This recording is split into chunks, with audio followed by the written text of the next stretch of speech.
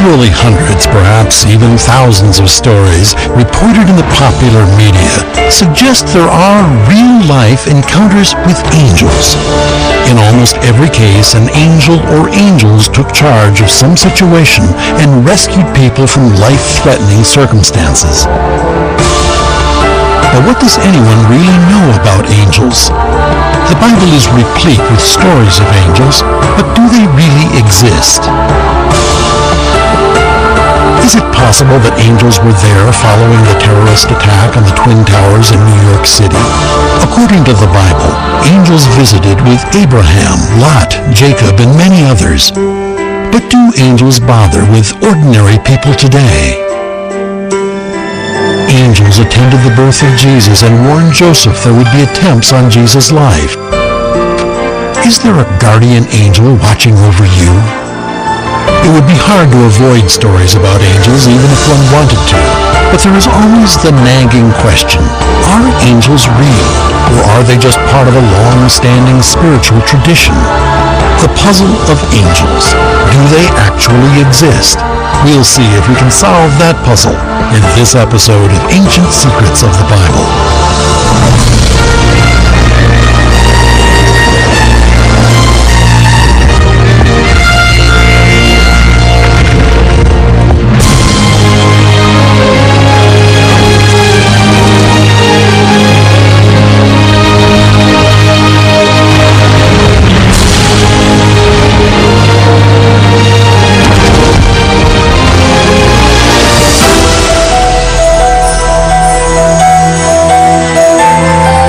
About to look through the pages of the first continuous recorded history of mankind in the book we call the Holy Bible, as we continue our investigation into some of its most controversial stories and try to answer some very tough questions.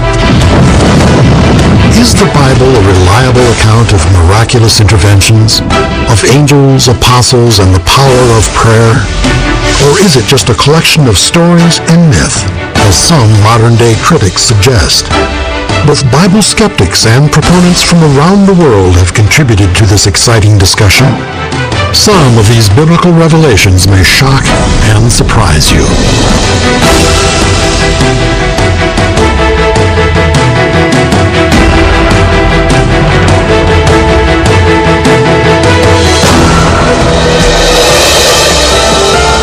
Few things in this world have captured the imagination of so many as stories of the intervention of angels, spiritual beings that take many forms and intercede on behalf of mankind. But is there any proof these stories are not just the product of someone's fertile imagination, or just good old-fashioned coincidence? Can we find evidence that there are spiritual beings that come into the lives of ordinary people in extraordinary circumstances? Are there, as Henry Ward Beecher wrote, airy hosts, blessed spectators, sympathetic lookers-on, that see and know and appreciate our thoughts and feelings and acts? If angels do exist, is the average person ever likely to see one? More important, perhaps, would we recognize an angel if we did see one? Of the many stories of heroes and heroism coming out of the September 11th attack on America, one in particular illustrates the point. A woman, blinded by the darkness and choking dust, tells of suddenly feeling the secure hand of someone guiding her down the clogged stairwell and ultimately to safety. When she turned to thank the person who had helped her, there was no one there, no one even nearby. Someone, it seems, had guided her to safety. But who? These kinds of stories are almost commonplace, and people are quick to attribute them to angels. But what evidence is there that these heavenly helpers actually exist? That's really the question, isn't it? I mean, I think it's wonderful when something happens that saves a life or protects someone from harm. But to automatically attribute it to an angel or angels, that's like putting the cart before the horse. Let's find some evidence that there are really angels before we start giving them all the credit. That sounds fair enough. But if experience with angels and angelic events doesn't constitute evidence, what does? Do we know what kind of beings angels are? And what is it that makes us believe in angels in the first place? Well, the belief in angels in the Bible is so markedly and strikingly positive that if you read Scripture, you can't help but believe in angels. Jesus, in a conversation to Nathanael, said, "The Son of Man is served by angels." He's described angels rising to heaven and descending upon the Son of Man. And he said, "Angels serve me, Nathanael." Well, if Jesus said that, I believe it. Basically, there are only two sources of information regarding angels: the numerous biblical accounts and the anecdotal evidence, personal stories or first-person accounts. Do either of these sources tell us what angels are really like? A biblical angel is conceptually a messenger of God, familiar with him face to face, therefore of an order of being different from that of man. In the Old Testament, the angel of God is the direct agent of his will, but remains nameless and almost without revealed personality. They do, however, appear to assume many forms, in particular, the human form. The angels that dined with Abraham and met Lot at the city gate of Sodom all seem to have been in the form of men. Sending angels to help build and protect a nation or save a righteous family in Old Testament times is perhaps a matter of faith. But is there anything to suggest that angels in earthly form might rescue someone today? Let's examine some of the anecdotal evidence. Eunice Barrow claims she has felt the compelling life-saving presence of an angel, and she's certain she saw one in a most unlikely place. I was 15 or 16 years old at the time, and we had just moved to Compton, California, and my mother and I got on the commuter train to go to Long Beach. We hadn't been on the train very long when I just really had an overpowering feeling. I just had the sudden feeling that I had to get off the train. What's the matter? Oh, you like this? I just need to get off the train. I don't know. I never have to get off the train. Aren't you feeling good? Sit.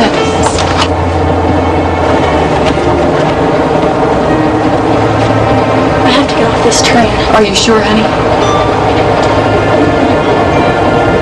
There seemed to be nothing Eunice's mother could say that would persuade her daughter to stay on the train, even though they were far from a scheduled stop. But oddly enough, by the time Eunice had reached the platform, the train had come to a full stop.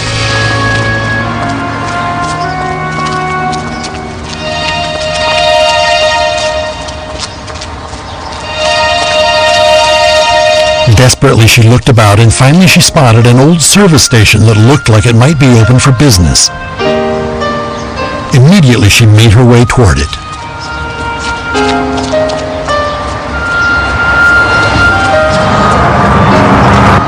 Excuse me. Well now, you'd be looking for a hospital. Keep going down this street about 2 blocks. It's on the right, you can't miss it. You better hurry now. A hospital? Yes, what is it? What in the world are you doing? I don't know. This man just told me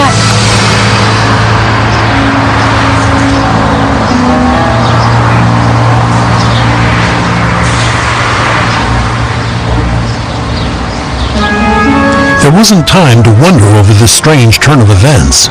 She hurried down the street toward what she had been told was a hospital.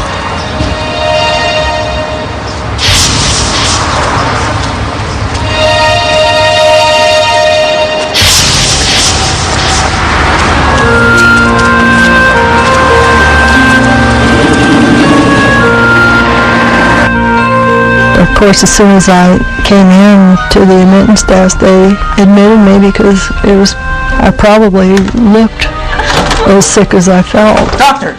somebody come with me. Take it to the yard. It wasn't very much later that I was in surgery and had the appendix removed.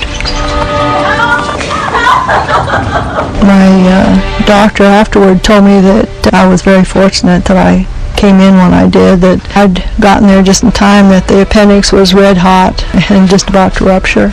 If I hadn't listened to my inner voice, I probably would have had to undergo a lot of suffering and possibly death. I do feel that something made me get off the train. Was it her guardian angel that convinced Eunice Barrow to get off the train? Or could it have been some unrecognized physical response, sending an urgent message to the brain? But if it's the latter, where did the service station attendant come from who directed her to the hospital? More important, perhaps, where did he go? The great difficulty, of course, in trying to investigate the nature of angels is the lack of corroboration and the fact that there is such a wide variety of experiences. Does the New Testament support the Old Testament view of angels? Are there events that are shared by two or more people? Has there ever been an angelic event where two people who didn't know each other, had never met, and lived hundreds of miles apart shared the same experience? The problem I have with these stories is there's no one really around to verify what's being said. I don't think they're lying. It's just that you get into stressful situations and you don't know what's going on. You're confused, and then the problem passes, and it's easy to credit God or luck or an angel. Would multiple witnesses prove that angels do indeed intervene in ordinary lives? For those who have had the experience, the notion that angels are constantly among us is simply not a matter of dispute. But what does it do to the notion of angelic intervention when nothing is actually seen, yet a single life-saving event is still witnessed by an entire family? All of us at one time or another have experienced the intrusion of a still small voice into our thoughts. But what if the voice was neither still nor small, and definitely not in our thoughts? Dad had a new muzzle loader. Jim Bilbrey's father liked to collect and fire old-style muzzle loaders, and like fathers and grandfathers everywhere, he liked to share his passion with his children and his grandchildren. So he had this new one, and he wanted to show it to us. Well, he showed the boys how you put the gunpowder in, you measure it, stick it in, you put the patch and the ball in there, shove it on down. Then he would set this primer cap at the trigger mechanism where he'd drill a little hole in there or make the hole bigger and clean, and then he'd take it outside and fire it. So he had this new one, and he wanted to show it to us. My little daughter Carissa, she's about 5 at the time. Jeremy was probably 9 and Jason was 12. About 70 feet up the hill, he'd had set up a target. The target was made from an old box that had held a toy, and he'd flattened it out and put it up there. And Dad says, I need a bullseye for the target. I got some. Look at that right there. I said, well, I got a business card, and I fished out a business card out of my pocket. Put that on the target and shoot it down. That'll work. Went on up the hill and stuck it on the target, which was setting against a small tree stump, a rotten tree stump. This was not the first time Jim's family had seen this demonstration, but each time his dad fired his muzzle loader, Jim was impressed with his shooting skill. So he aims, and the boys just, they're holding their ears. He pulls the trigger, and the ball went boom. He couldn't remember ever seeing him miss his target. Shot through the air, hit the target, blew through it, blew apart part of the stump behind it, and ran through several saplings. It was an amazing amount of power for something so primitive. I couldn't believe it. And Dad said, well, I got one more ball to shoot. Who wants to try it now? Dad was good that way. He would let us learn by doing. He showed him how to clean out the rifle, how to measure out the gunpowder so you had just the right amount, pour it in neatly, and put a patch in the ball and ram it down in there again. And we stood there, and Dad got ready. None of us thought about the fact that Carissa wasn't around. We figured she'd gotten bored. He put his finger on the trigger. Dad had the target lined up. Things got quiet.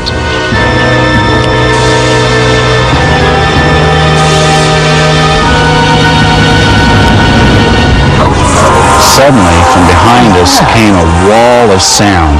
It was a voice, but none of us had said it. It had presence. It pushed against us. And Dad took his finger off the trigger, and out from behind the target stepped Carissa. She had been, she said, looking through a hole in the target. Her head was where the bullseye was. The next bullet would have gone through there. Yes, bless your heart. And my knees just turned to water. Dad turned pale. The rifle came down. And automatically we knew instantly what would have happened to her if she hadn't stepped out from behind the target, or if the voice hadn't happened. It was a miracle that my little girl was not dead. She would have been gone. We wouldn't have had Carissa anymore. What was the sound the Bilberys heard? Who called out to them in a voice like thunder and gave them the sense of danger? Everyone present that day heard the voice. But there's another question that should be addressed. Are there other angelic responsibilities beyond rescuing or protecting someone? The role of angels is not fully defined for human beings. They are protectors. They are the ones who bring God's message of hope to man. They are the ones who are curious about the process of redemption. Peter says they earnestly desire to understand the whole process of redemption. Let's put it this way. Angels watch the development of men as they follow the will of the Lord. Men who are born sinners, men who don't deserve anything but judgment, are through the redeeming blood of Christ brought into the kingdom of heaven. As Peter describes it, angels watch this process with great curiosity. I think angels are learners as well as protectors. Still, the stories we hear most are those that involve some kind of life-saving intervention. For example, this next remarkable event occurred in complete silence. But the angelic presence was both seen and felt, and attested to by both mother and daughter. My daughter Shannon was 3 years old when her stepfather and I married. We moved into a small two-bedroom house in Angleton and became a very close family in a very short time. Okay, ready for bed? Let's go. Give Dad a hug and a kiss. How about a hug?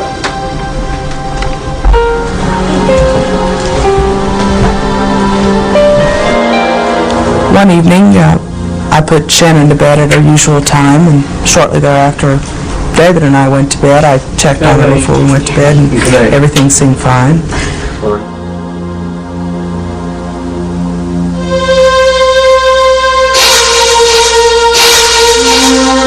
I hadn't been asleep very long when I felt a gentle tugging at my nightshirt.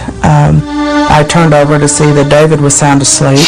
The tugging became more intense, and all of a sudden I was out of the bed and I was being physically pushed from behind.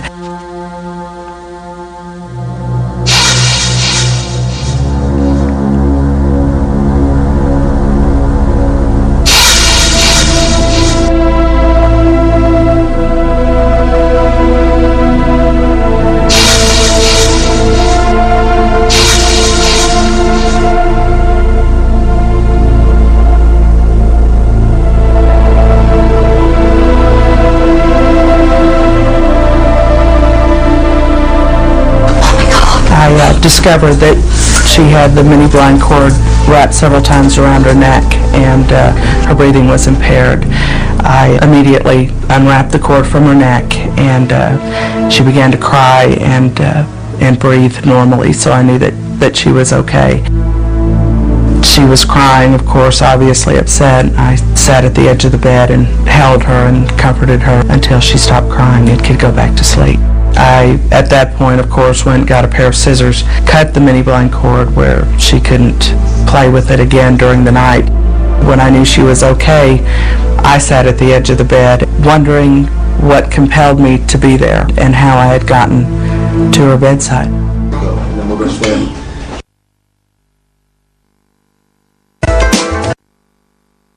was that lady in the room last night? The next morning, she started asking me questions about the events of the night before. One of her questions was, who was that lady in the room with you last night? I was startled for a moment, and I asked her, what do you mean, what lady? And she said, the lady standing behind you. At that moment, I questioned her, who was the lady, or what did the lady look like? Did she look like your grandma's? Did she look like anyone you knew? And she said no, that she just knew that the lady was there to help us.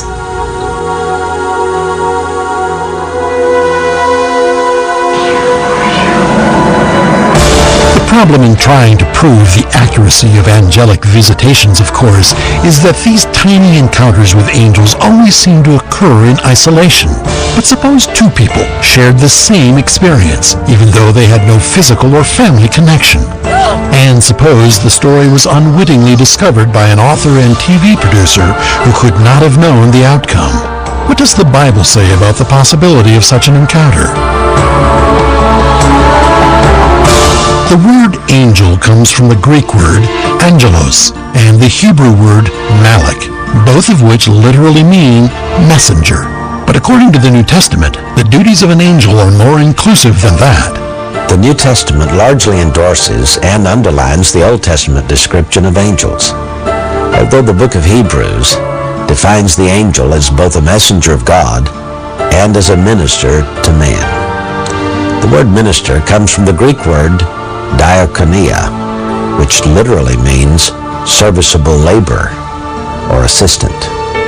There is very little in the way of a direct description of the angelic form. Hebrews 13 tells us angels can take on the form of a typical human being.